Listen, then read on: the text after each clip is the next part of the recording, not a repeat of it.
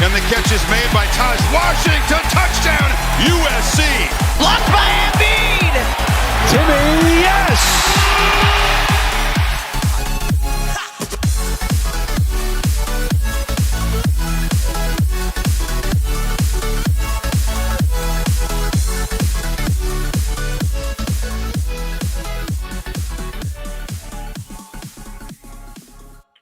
Hello, everyone, and welcome back to another episode here of the Beef Up Front podcast on Pick Swap Media. This is your host, Ryan Coyle, back with another edition of the Fantasy Football Stardom Situm Show, our weekly fantasy show here on Beef Up Front. Last week, we won. We got back to our winning ways, so we are now 7-4 on the season with our starts outscoring our sits. Had a nice, pretty convincing victory with our starts getting 110 points, sits getting 86. We had Deshaun Watson, Derek Carr, David Montgomery, Jamal Williams, Josh Palmer, Garrett Wilson, Gerald Everett, Foster Moreau, and Seahawks defense last week, all starting for us combined for 110 points. And then the sit list of Tua, Kirk Cousins, Alvin Kamara, Samaje Perine, Alan Lazard, Jacoby Myers, Greg Dulcich, Mike Gesicki, and Pat's defense combined for 86 points. So a convincing win there. Got back to our winning ways, and we are 7-4 now on the season with our starts outscoring our sits. Looking to keep going this week, as some of you might be starting your playoffs for fantasy football, or this is your last week of the regular season before heading into the playoffs. So some of you might have clinched a buy-up already. It depends on what kind of league you're in, how many teams, but still, this is the key time of year, and us here at Beef Up Front are ready to help you in your matchup and eventually hold up that fantasy football trophy at the end of the season. So without further ado, we will get into this week's stardom and situm list. Obviously, beginning with the starts, we're going to go with the quarterbacks at the top as always. First quarterback we're looking to start this week, we're going to ride with Jared Goff versus the Vikings. The Lions are 5-7, playing the 10-2 Vikings, and the Lions are coming in at 2.5-point favorites. That line is saying, although I still did pick the Vikings to win, that line is saying that the Lions are going to win this one, and they might even win it convincingly. Vikings have a pretty poor secondary. Mike White went out and threw it 57 times last week. They only scored, I believe, 22 total points. But still, 57 times. If you give Jared Goff that many attempts, I think he's going to have even better success. And Mike White threw for over 300 yards as well last week. So Jared Goff has a pretty good matchup against a Vikings secondary, which is the weakest part of their team.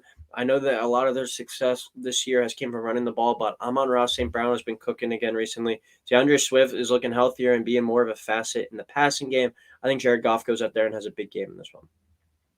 Next quarterback, we're going to start Dak Prescott versus the Texans, the biggest NFL spread of the season, with the Cowboys being 17-point favorites as of now over the Texans. I think this one you might be a little bit weary of, because if the Cowboys get up big and are blowing out the Texans, they might look to sit Dak down the stretch in that fourth quarter, just keep him healthy. But I'm starting him this week. I think that they could go out and have like a 42-piece type game in three quarters or something, really light it up against this poor Texans team that is clearly the worst team in the NFL and competing for that number one overall pick. I think even if he plays three quarters, he could get you 3 touchdown passes and like 250 to 300 yards and have a really good game against a poor Texans team. So I like to start Dak Prescott this week. Go to the running backs now. We will go to a Dolphins running back who disappointed last week, but I think he's in line for a bounce-back game this week. That's Jeff Wilson Jr. of the Dolphins, as I said, at the Chargers. Anytime I see a running back play at the Chargers, my eyes light up. Chargers, one of the worst run defenses in the league, I believe, giving up the 5th most rushing yards per game to opposing running backs. Jeff Wilson Jr. in line for a bounce back. I think we're going to see a bit of a high-scoring shootout in this one. I like that matchup. Chargers haven't been able to stop the run in 2 years now under Brandon Staley. So I like the Dolphins to get back to finding some success on the ground this week with Wilson. Second running back, a bit of a surprise play here, but I think it's got some upside. That's going to be rookie running back Rachaad White of the Bucs playing against the 49ers. I think this is going to be a low-scoring, ugly game, like a 17-13 type thing with Brock Purdy in. As we've seen, the Bucs haven't been that good on offense. But the one thing the Bucs have really struggled with all year, and the one thing the 49ers do really well, is stop the run, and the Bucs haven't been able to run the football that well this year. And I know saying that and starting a running back might be a little odd, but I really think that they might just completely abandon the run, maybe like 5 or 6 total times, and just use those short little dump-off passes, those little angle routes or screen plays like that to be like the extension of the running game for them and kind of make up for some of those short yardage plays in that regard. And White has really came on these past few weeks and has kind of taken over as the main guy in that backfield. Fournette's been taking more and more of a back seat. I think he actually did sign an exception, excuse me. But I think they're really trying to look at White to be this guy going forward because Fournette is about 29, almost 30 years old. His time in the NFL as a running back, their shelf life is a lot shorter. So I think Rachaad White is kind of getting ushered into being that number one guy in that backfield. And I think he is a much better pass catcher. So I think they're going to really look to use the short passing game as kind of their running game this week versus 49ers. So in PPR weeks, I think Rachaad White could have a big game. Go to the receivers now. We're going to go with wide receiver Devontae Smith at the Giants.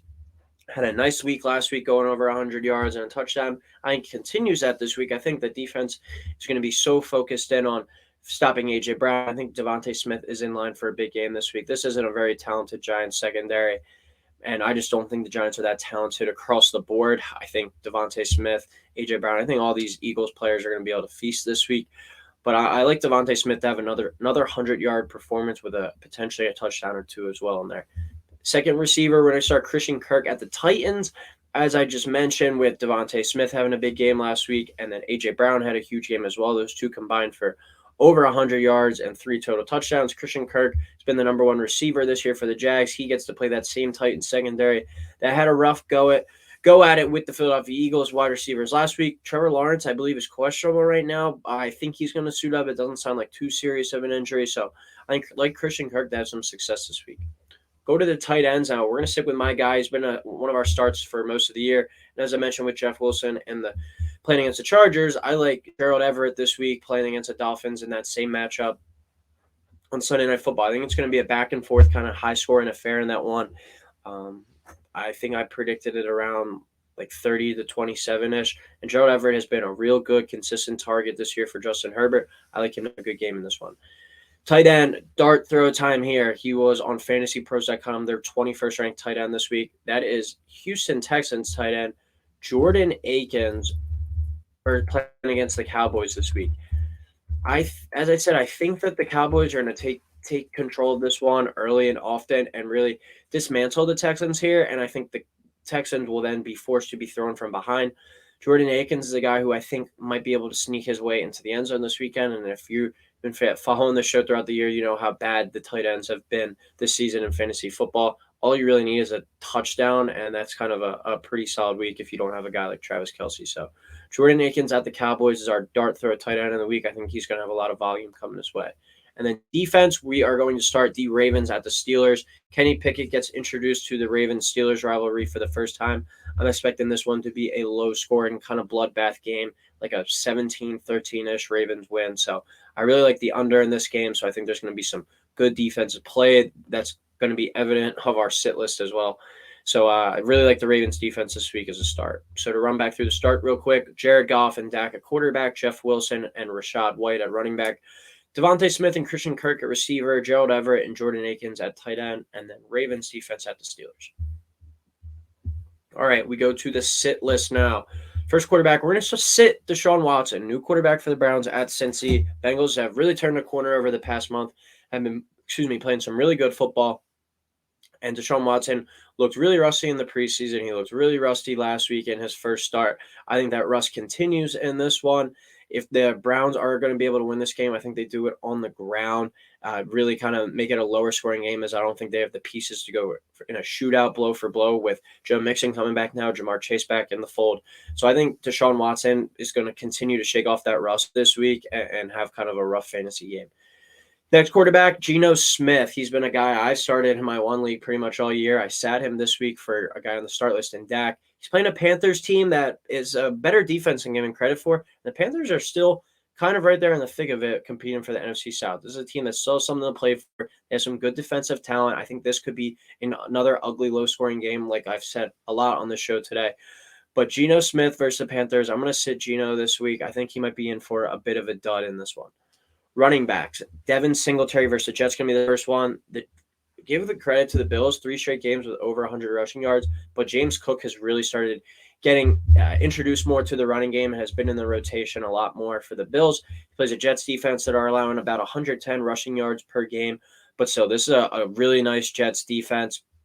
Held the Bills to 17 points in the last performance that these two teams met up. I like Singletary to not perform that well this week, especially with the emergence of Cook recently. Second running back, we are going to go Najee Harris versus the Ravens, as I touched on. I think it's going to be a low-scoring, kind of like 17-13 game. They're really going to stack the box, I think, the Ravens, and make Kenny Pickett find ways to beat them with the receivers that are still a little shaky after being so good for so many years. Deontay Johnson, pretty good. George Pickens looking like he's going to be all right, but still no real studs in that group. I think there's going to be a low-scoring, hard-fought game that we usually see between these two teams, and Najee's not going to have that much good success. We go to the receivers now. Might be surprised to see this guy on here, but just his name in general, being on the start or sit list, you might think, why would I ever start this guy? But on fantasypros.com, the site we've been using all year for our rankings here, he is the 30th ranked receiver in PPR format this week. Darius Slayton versus the Eagles. Just based off of pure volume and targets alone, that's why he's probably ranked that high, just because of all the injuries and kind of woes that they've had at that spot and the lack of success recently in the passing game. But this week he gets a matchup against a loaded Philadelphia secondary with James Bradbury and Darius Slay. He's not going to really be getting much chance, much separation against this Eagles team. So I'm going to keep Darius Slay on the bench this week. Another Steeler-Raven matchup in this one. We're going to keep George Pickens, the other receiver, on the Steelers this week on the bench this week, for the Steelers versus the Ravens. As I said, everything with Najee, and as I talked about with the Ravens, low-scoring, ugly game. I don't think there's much passing in this one. I think it's a big stage for Kenny Pickett to step up into his first Ravens-Steelers game, and with them at 5-7, they have something to play for, potentially maybe win out, go 10-7 or 9-8, maybe sneak into that number 7 spot in the wild card. It's still on the table there. But this is a big moment, I think a little bit too big, and I don't think he has great success in this one. We go to the tight ends now. We're going to sit tight end Evan Ingram at the Titans. As I always say with the tight ends, a bit of a dart throw. Titans, for the most part, pretty good defense.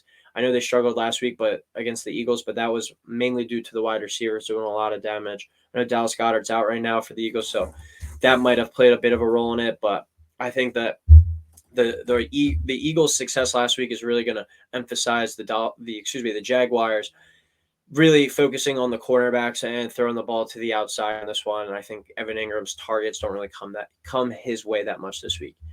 Next tight end, we're going to sit Dawson Knox versus the Jets. He's been one of the major disappointments this year at not just the tight end spot, but I think offensive players. I think he got paid that big contract extension I've mentioned a few times on this show this year, but he's got paid big money and he hasn't really produced. He plays a Jets defense, as I talked about with Devin Singletary, a good defense, held them to 17 points the last go around.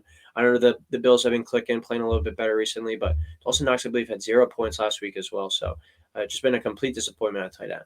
And then defense, we're going to sit the Patriots at the Cardinals. Kind of weird listing the Patriots here, but they have been struggling against mobile quarterbacks these past few years. Justin Fields was really, I guess, his breakout game where he really started to bring on some of that run stuff. I think the Cardinals have nothing else to lose at this point. They need to win out to have a chance to make the playoffs. And I think Kyler is going to be kind of encouraged, and there's going to be a lot of more called runs and get him out on the move after seeing what the Bears were able to do to the Patriots as well. So I like the Cardinals offense have a pretty good game this week, so sit the Patriots defense. So real quick to wrap up the sit list, we got Deshaun Watson and Geno Smith at the quarterback, Devin Singletary, Najee Harris at running back, Darius Slayton and George Pickens at receiver, Dawson Knox and Evan Ingram at tight end, and then Patriots defense at the Cardinals. But that'll do it for the Beef Up Front weekly fantasy football stardom sit-em show. Thank you everyone for listening. If you haven't already, please like, subscribe, and make sure to tune in next week as we look to guide you through the playoffs and hopefully to a fantasy football championship. But thank you everyone for listening, and we will talk next week.